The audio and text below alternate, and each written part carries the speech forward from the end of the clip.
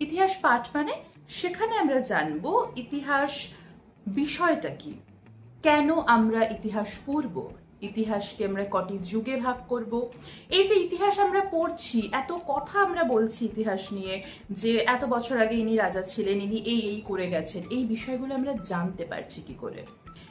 তাহলে তোমাদের এই যে বিষয়গুলো পড়তে হবে, এই বিষয়গুলো পড়ার আগে কিন্তু তোমাদের ইতিহাসকে আত্মস্থ করতে হবে।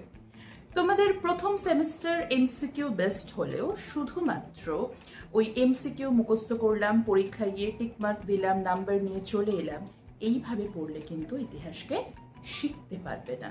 কারণ ইতিহাস বিষয়টা আত্মস্থ করতে হয়। কেন আত্মস্থ করতে হয়?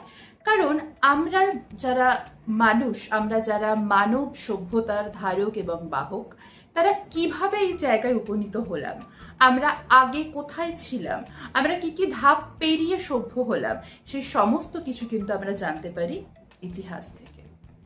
মানুষ কিভাবে সমস্ত প্রতিকূলতাকে পরাজিত করে তার সভ্যতাকে এগিয়ে নিয়ে চলেছে, সেই সমস্ত তথ্য কিন্তু আমরা পাই ইতিহাস থেকে। অনেকে বলে থাকেন ইতিহাস নাকি গল্প, অনেকে সন্দেহ প্রকাশ করেন যে ইতিহাস বইতে লেখা আছে মানে এটা মানতে হবে। না, কেউ আপনাকে বলছে না ইতিহাস বইতে এটা লেখা আছে বলেই আপনাকে এটা মানতে হবে। কিন্তু এটা ইতিহাস বইতে কেন লেখা হয়েছে?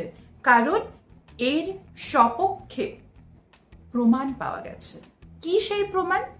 সেই প্রমাণগুলোই হলো ইতিহাসের উপাদান। সেই প্রমাণের বিভিন্ন শ্রেণী বিভাগ রয়েছে এবং সেই শ্রেণী বিভাগগুলোই পড়তে হয় আমাদের একাদশ শ্রেণীর প্রথম সেমিস্টারের প্রথম অধ্যায়ে।